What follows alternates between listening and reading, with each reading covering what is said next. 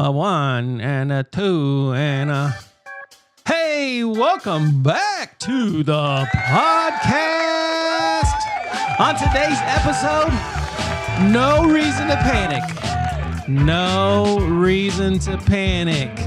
I just want everybody to be comfortable today that there is no reason to panic. As my good friend says all the time, Mr. Todd Brown, he says, no reason to panic. My dad is a driver's ed teacher. Welcome back to Just These Guys, you know. That's the kind of material you can look forward to today.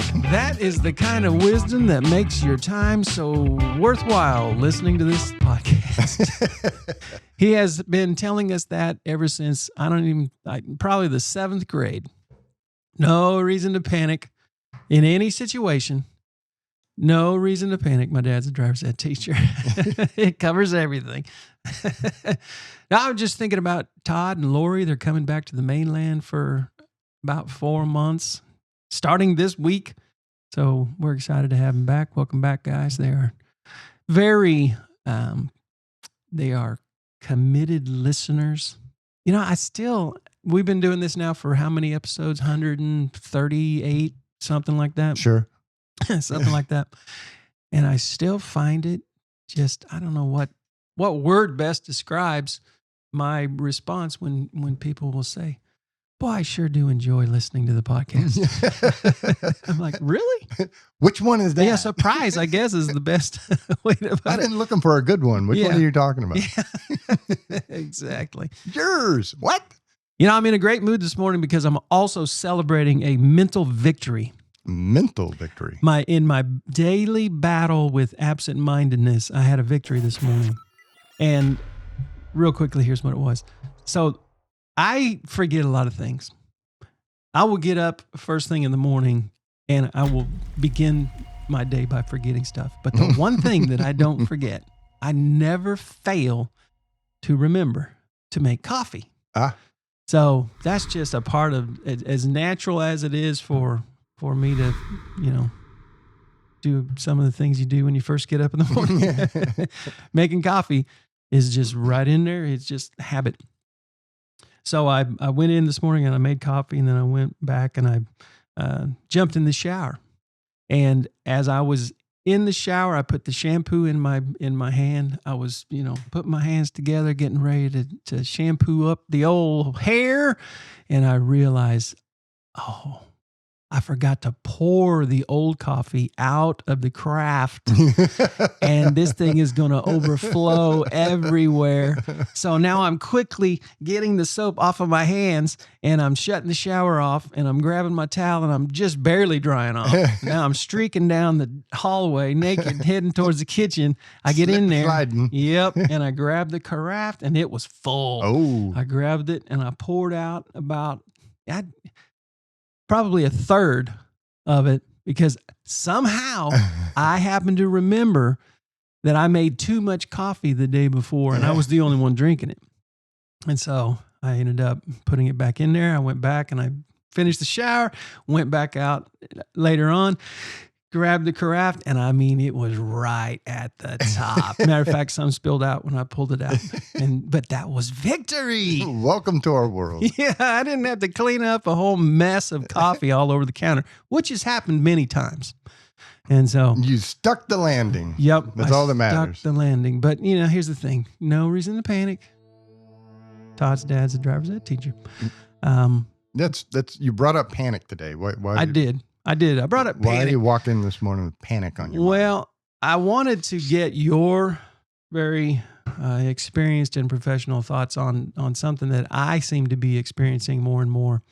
And that is talking to people who are dealing with panic attacks, episodes that are beyond just being anxious and they're full on. I'm having more and more conversations with a lot of gentlemen, a lot of guys who I'll say, hey, how's it going? And they'll say, well, I had to go to the ER. And I'm like, well, what's going on? And they say, well, I thought I was having a heart attack. Wow. And turns out I didn't have a heart attack. They're telling me I had a panic attack.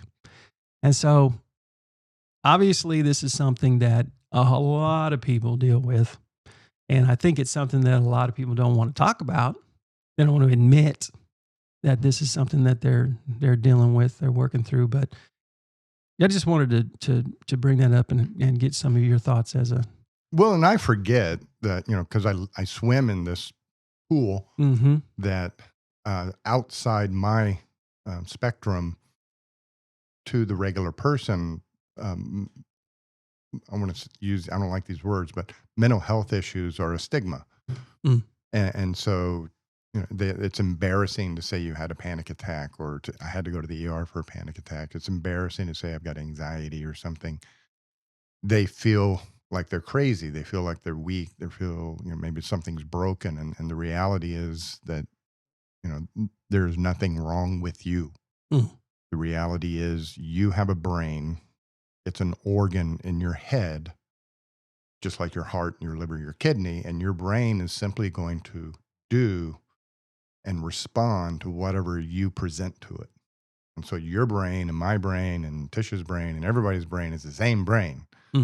We're not broken, but our mind, whatever we present to our brain, the brain is going to respond to. And so when somebody's having a panic attack, this is an anxiety. And it's in the anxiety class and the anxiety family. And so there's not that panic attacks are the tip of the iceberg or the end of the road or something, but there's something behind the panic attacks in our minds, and we can change our mind. Just like your absent-mindedness, think about that word, literally, absent mind. It's like, that's how I feel mine usually zero is rebooting. There's no computer programming happening for a moment. It's absent. Where did it go? The wheel is spinning. Yeah. Yep. So, your mind's turned off for a second as you're showering. You completely forgot that the craft, and then the mind comes back online and you pull for... Oh! True. And you run through the house, half naked, slipping on the floor, water dripping off your head. It was full nakedness. I didn't get half dressed to go back to the coffee. And see, to me, that's all that matters is you got the coffee out. Everything's fine. Absolutely. Boom. That's the victory. And the other stuff doesn't even matter to me. That's like it's not forgetting, it's sticking the landing. Exactly. That's the important part. That's right. But panic attacks, what they are, I said anxiety. And so most people, understand stress and anxiety, that, we have a rapid heart rate, blood pressure goes up, our muscles tense up, we begin to sweat a little bit. The adrenaline starts to flow in our bloodstream, so we start shaking, our eyes get wide, we start to get a mental focus, a really tight mental focus, because what our brain is doing is it's enacting the fear system. And so in that moment that we're feeling fear, our brain is starting to get tunnel vision, is trying to lock in on what the threat is. So as the anxiety comes up, we begin kind of zooming in on what the threat might be. So a lot of times when we're worrying, which is anxiety, when we're worrying about things, that's all we can think about, because our mind is focusing us on that thought, that situation, the carafe in the kitchen. Gotta go. And we go into kind of fight or flight mode. And there you were, in kind of a fight mode. You didn't stay in the shower and fear what was going to happen out there. You attacked the problem. Right. And ran down the hallway. I could just... Everybody picture this with us, would you? You have a home security system? No, we don't. Or for all the robbers out there, yes, we do. But I could just imagine your wife waking up and seeing this going... Well, she has probably gotten out of bed this morning and slipped and fallen in the hall because I didn't bother to wipe up the water. Hey! So this is anxiety that, worry, anxiety, stress. What a panic attack is when that system enacts and comes online, and all of those symptoms hit, a 9 or a 10 within 10 minutes. Mm.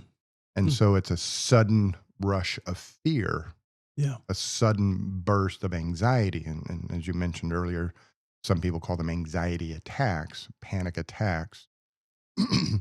They are, a sudden enacting the autonomic nervous system. And so it's just like if you're walking through the woods and you see a bear, then suddenly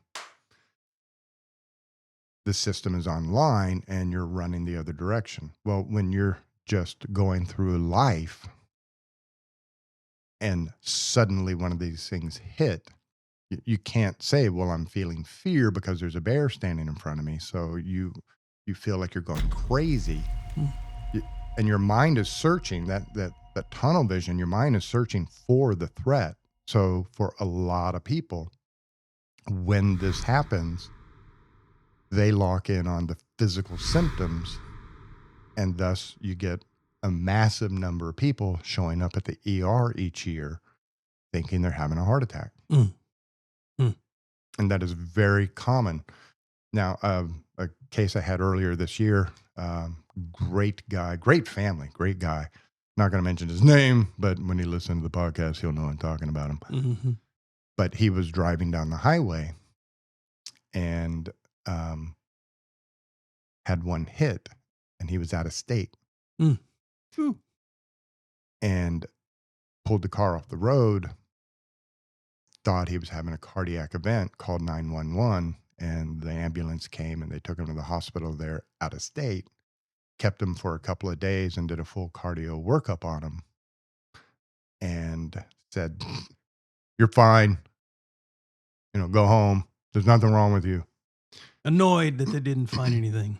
Right. And that's, kind of the typical response from the ER people is, you're fine. There's nothing wrong with you, go. And if you push, what happened? It's probably a panic attack. Go see a shrink or something. Then, their bedside manner is not always the greatest, the feedback I get. And the person walks away from that medical matter, medical intervention, feeling like they've just been told they're crazy. And so where anxiety attacks come from is they're often triggered. And so if somebody's having a panic attack or an anxiety attack, then what that suggests to me is that they normally deal with anxiety in the first place. And so they're an anxious person. Now, separate from that, there are drug-induced panic attacks. So, if you're not using drugs or taking some sort of medication and you have one of these, then the chances are you deal with anxiety on a daily basis anyway. And so the treatment, which is where I'm assuming you're going, because the cases you mentioned earlier before the air, there are people out there listening for answers. Sure. The treatment for a panic attack is kind of twofold. First of all is learning to turn the autonomic nervous system off on your own, by yourself. Remember, your mind presents information to the brain, and the brain is what turns the autonomic nervous system on or off, depending on the information you present to the brain. And so what's interesting, and I love it when this happens in my office, is there are many people who will take a medication for anxiety. Now, some people who are already dealing with anxiety may be on a medication such as, fluoxetine or Lexapro or something. So they're on one of these medications for anxiety anyway. And when they're having panic attacks, the doctors may prescribe Xanax or some sort of, something that ends in PAM, some sort of barbiturate or a heavy duty anxiety medication. What's interesting to me about it is people become anxious about having their medication.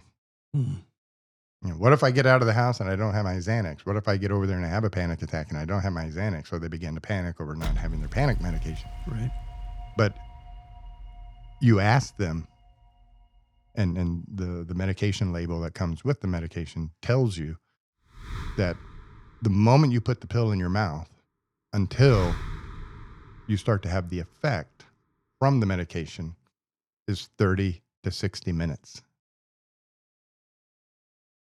So if I'm feeling anxious and I take one, in 30 to 60 minutes, I will begin to feel the medication-induced calmness. We have anxiety management techniques that you have tried here on the air that work in 30 seconds, 1 minute, 5 minutes. Mm-hmm. And so learning these anxiety management techniques, the diaphragmatic breathing, the box breathing, the mind shifting, learning to do these things so your mind presents calming information to the brain so that your mind is in control of how the brain is activating the autonomic nervous system. So you can turn the panic off. You can turn the anxiety off. Now, admittedly, when the panic hits, it's hard to turn off because in that moment, there's a lot of things you got to do. But when you're having a panic attack, having these techniques mastered, studied, in place so that as the panic comes on, you can step back.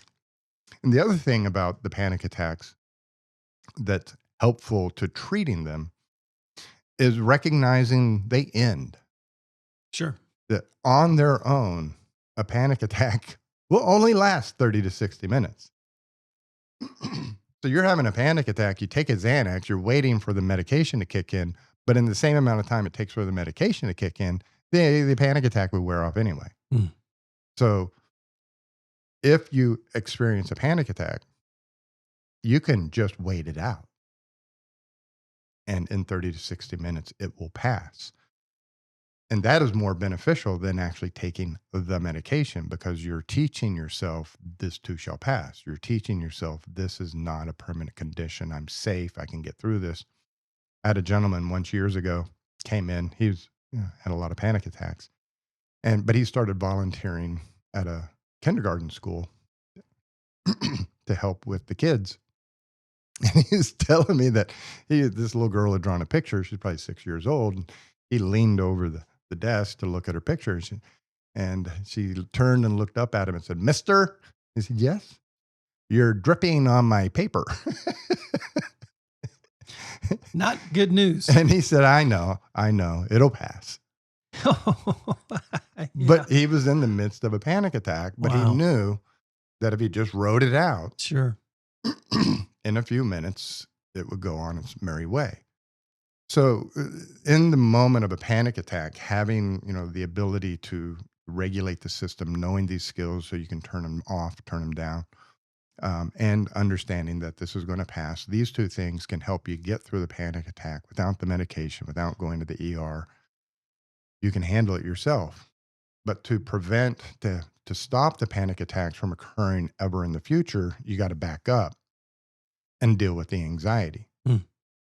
And so people who are having panic attacks oftentimes worry a lot. And so they're anxious people. They worry a lot. So they run hot anyway. Sure. And those worries then create the bears in our mind. So if I'm worried about my finances, if I'm worried about traffic, if I'm worried about what other people are going to think about me, my radar is up and I'm seeing the threats on my horizon all day long. So if you could imagine walking through the woods, seeing bears 100 feet away, 200 feet away, 300 feet away, 50 feet away, this is what it's like for somebody with anxiety. They've got their eye out looking for that threat all the time. So they're constantly anxious.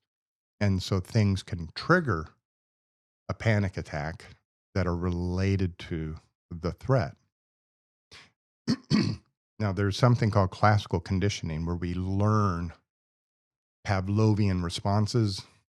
This, making sense? Saliva. So I used to do it still in the university classroom where I would bring somebody up front and I would, have them sit and I would hit their knee with a little rubber hammer and they'd kick. It's a natural reaction, automatic. They're not doing it on purpose. Now I flash a light, hit their knee, flash a light, hit their knee. And I do this 20 times in a row. So each time I flash the light, it's followed by a hammer strike, and they respond with a knee kick. And after 20 times, I just flash the light and they kick their knee. Yeah. That is associative learning, classical conditioning, Pavlovian responses. The flashlight has now been paired with, in their mind, the hammer strike. So their brain now associating these two, when the flashlight comes, they automatically respond with the knee kick. And so that's how panic attacks start to happen. Is I'm worrying about, an example, I'm worried about, this lady had a fear-based incident on an airplane in which she had to go to the restroom, but they got stuck on the tarmac, and the stewardess wouldn't let her out of her chair. So she began to fear that she was going to wet herself on the plane and be humiliated and have to sit and pee for the next 3 hours. Man, I can relate to this. So plane finally got off the ground. She was able to go to the restroom, but she began to notice a lot of problems when she got back to town, and she ended up in my office. And over the last 6 months, it had grown.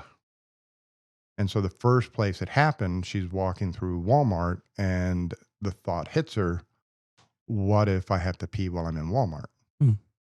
And the association of the incident on the plane now became associated with the thought of, what if I have to pee when I'm out in public? And she's standing in Walmart. So now the panic is associated with Walmart. So now she walks into Walmart, she starts to feel anxious. She's got to run straight over to the restroom. But now she's pulling into the parking lot of Walmart, and the anxiety props up because she's now being triggered by the parking lot, which was associated with the store, which was associated with the thought, which was associated with the event on the plane. Now, she's not aware that this is all happening in her mind. She's just pulling in the parking lot and notices that she starts to get really anxious and starts to have a panic attack in the parking lot. She's like, oh my God, what the hell's going on? She hurried home. And then the next time she's out driving, doing some errands, stops at a red light, panic attack hits, because it's the same kind of scenario. A place where escape is impossible or extremely dangerous or uncomfortable if she starts to have a panic attack. So she's starting to have panic attacks over the idea of having panic attacks. And this is called panic disorder.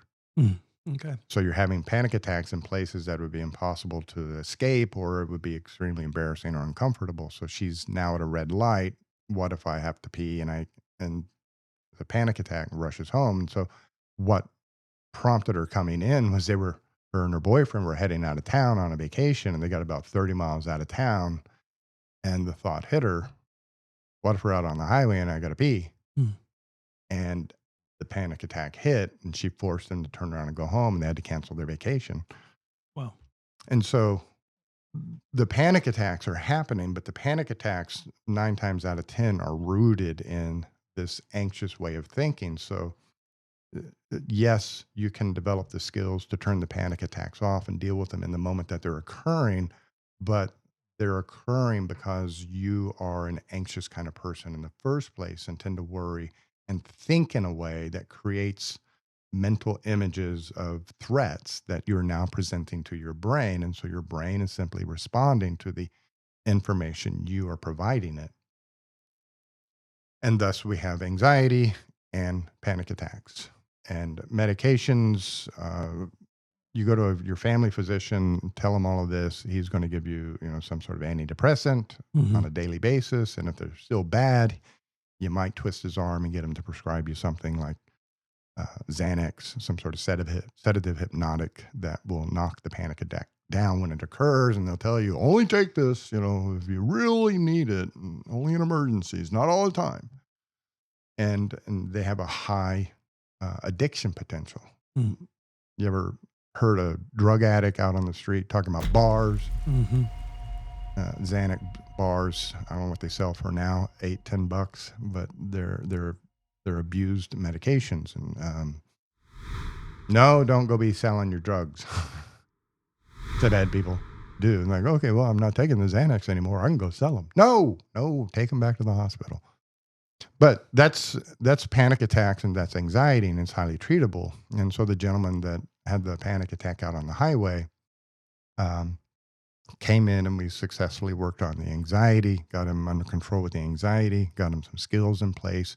And then the final stage is to now attack the situations where the panic was being triggered. And so we started with him first, just driving, getting him comfortable driving again. Mm-hmm. And once he was comfortable driving around the neighborhood and everything, it just so happened he worked on the far side of Wichita. So to get home was either an hour drive down, Lincoln or Central or 21st, or a 10-minute drive down Kellogg Highway. Sure. And so we had to work on him being able to go down Kellogg Highway, identifying all the exits where he can pull over, quick trip, stop and get something to drink, so that he could work on being comfortable on a highway. And once he got comfortable on Kellogg, driving to and from work, then we sent him out of town and got him out on the highway. And the first time, he said it was, it was a pretty anxious drive. Once I got to my location, I felt so much relief that I was off the highway.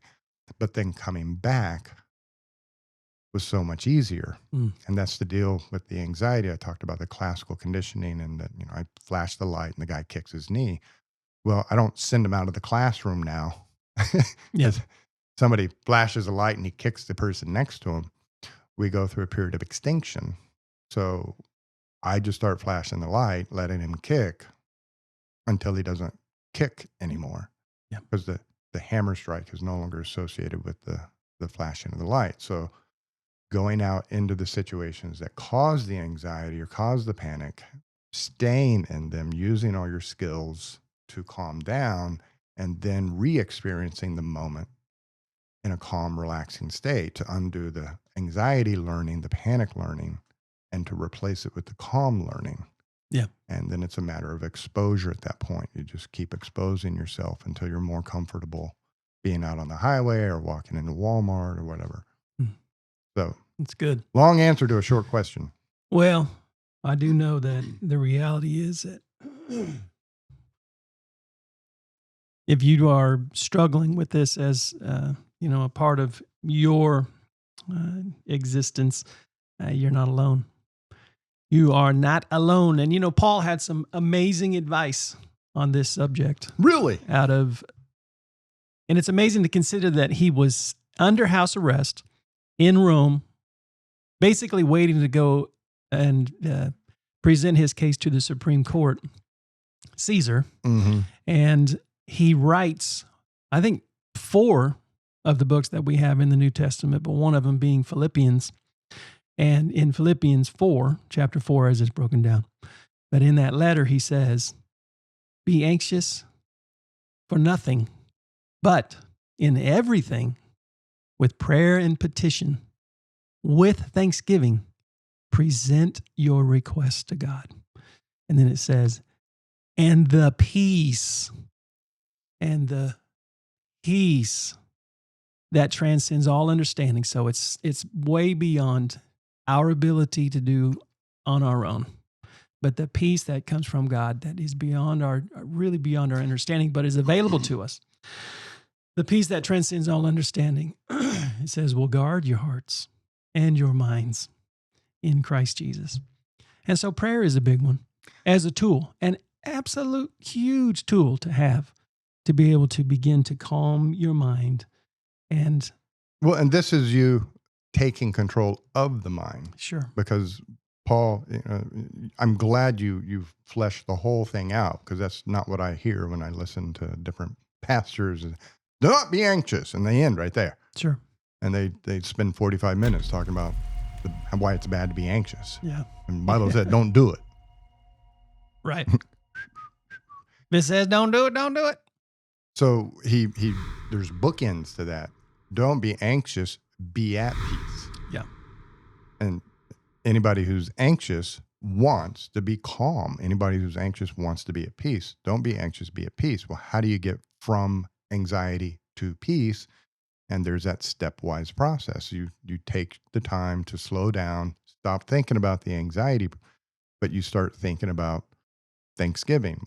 What all are the good things in my life? And then you tell God what you want in this situation, not what you don't want. Right.